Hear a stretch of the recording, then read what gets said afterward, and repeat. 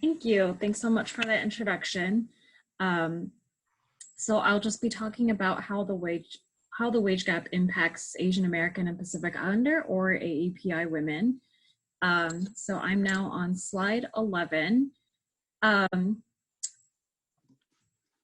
Contrary to the stereotype that Asian American and Pacific Islander women are high achieving people in, professions like the medical profession as doctors or as lawyers, AAPI women actually make up a disproportionate amount of the low wage workforce. So they're 2.9% of the overall workforce, but 4.4% of the low wage workforce.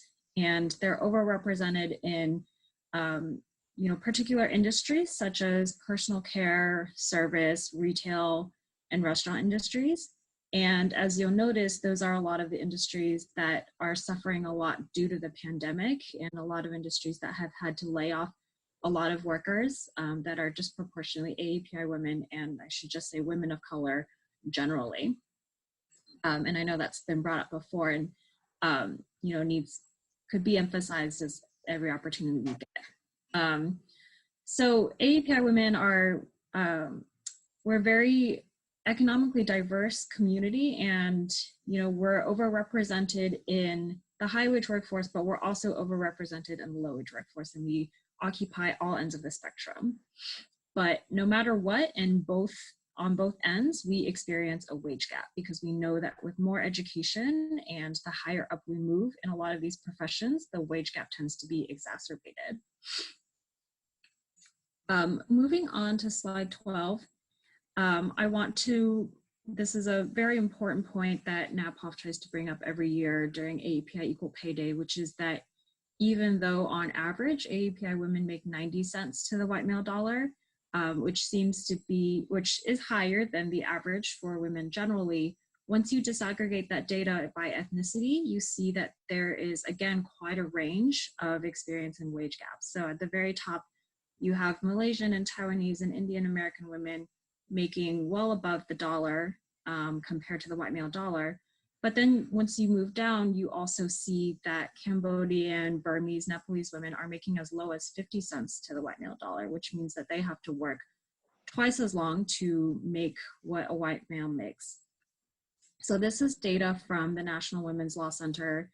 It updates every year and it changes a bit, but you can really see how there's so much diversity within our community, and that disaggregating this data by ethnicity shows us a very different picture than what this model minority myth wants to tell us. And so we are always emphasizing the need to disaggregate this data as much as possible so that we see the full picture and ensure that all of our communities get the attention and the resources that they need in order to achieve equal pay.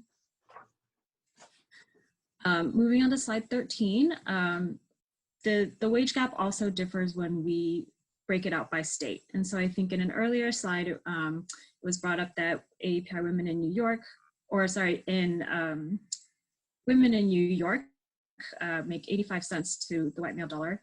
And for AAPI women, that's 83 cents to the white male dollar.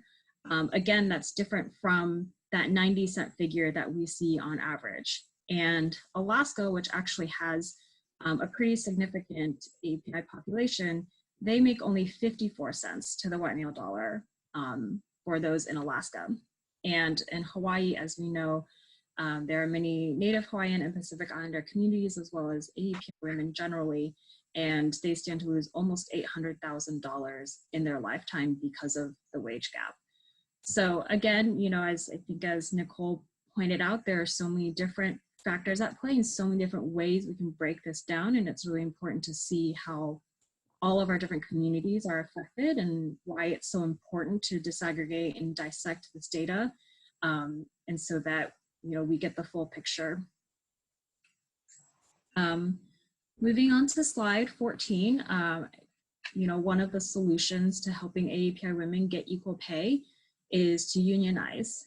And so this graphic is from the Asian Pacific American Labor Alliance, and they have data that says AAPI women who are unionized make 11% more a week than women who aren't unionized. And so we know that unions generally have a very positive effect in the bargaining power and getting wages higher for everybody, and that includes AAPI women, and that's something that we at NAPAWF support and propose as a solution every year during AAPI Equal Pay Day. So thank you for listening, and if you want to find out more, please visit our website. It's napawf.org.